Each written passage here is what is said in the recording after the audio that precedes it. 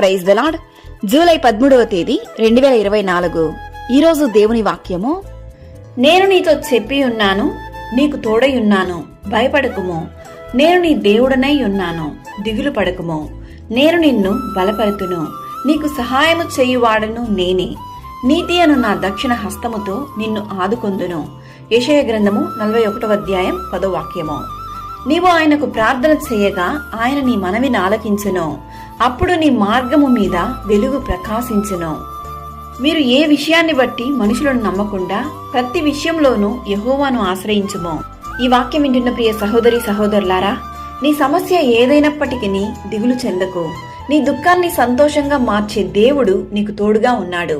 ఇశ్రాయేలును కాపాడువాడు కునుకడు, నిద్రపోడు.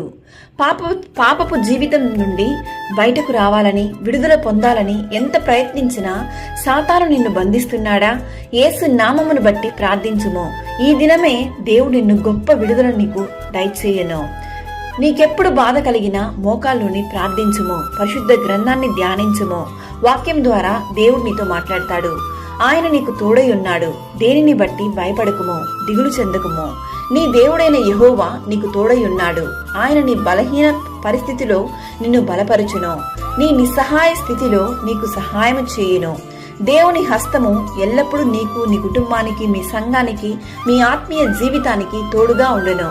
యెహోవా నిన్ను ఆశీర్వదించి నిన్ను కాపాడును గాక. ఆమేన్. God bless you.